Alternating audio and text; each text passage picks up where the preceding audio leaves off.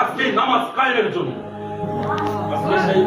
আজকে সেই নবীর উম্মত হয়ে আজকে আমরা যখনই বলি নবীর উম্মত আজকে একটা বড় চাইলাম মোহাম্মদ বললে আজকে তাদেরকে জেলে দেওয়া হচ্ছে। আমরা প্রতিবাদ করছি নাকি আমরা সঠিক প্রতিবাদিত তখনই হব যখন রাসূলুল্লাহ সাল্লাল্লাহু আলাইহি ওয়াসাল্লাম যে কারণে রক্ত ঝরিয়েছিলেন, যে কারণে সাহাবাদেরকে হত্যা করা হয়েছিল, যে কারণে সাহাবাদেরকে শহীদের দরজা পর্যন্ত মাথা পর্যন্ত ঠেলে দেওয়া হয়েছিল, সেই দরজা যখন আমরা নিজের বাস্তবায়ন করতে পারবো।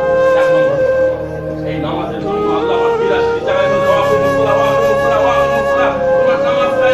নামাজ কায়েম করো। আজকে আমরা তার বান্দা হয়ে যে বান্দা প্রতিটা সেকেন্ড প্রতিটা মাইক্রো সেকেন্ড প্রতিটা মিলি সেকেন্ড আজকে সে আল্লাহ দেওয়াটা ভোগ করি। আজকে যে 30 টাকা আমাদেরকে ডায়ালিসিস করায়, একটা বড় ডায়ালিসিস করে খরচ 8,53,000 টাকা।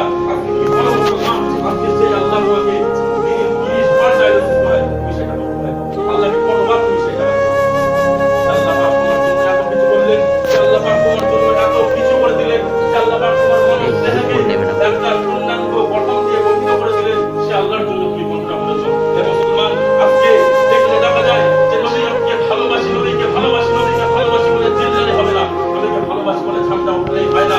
নবীর দেখানো পথ, নবীর দেখানো রাস্তা, নবীর দেখানো যে পথে তিনি চালিত করেছেন সেই পথে আমাদের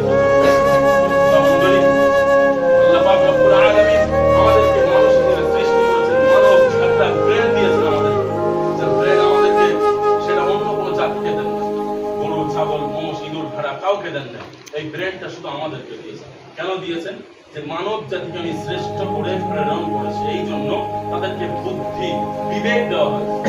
বিবেকটা কেন দেওয়া হয়েছে?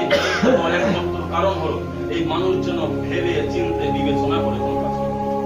আজকে আপনি বলুন, আজকে আমাদের সমাজে আমরা যখন কোনো কাজ করতে যাই, কাজ করার আগে তাদের কাজ করার পরে তুমি গুনাহগার, তুমি খাতাকার, তুমি ইতিহাসকার, তুমি বক্তা, তুমি আল্লাহ পাকের সিজদায় পড়ে যাও।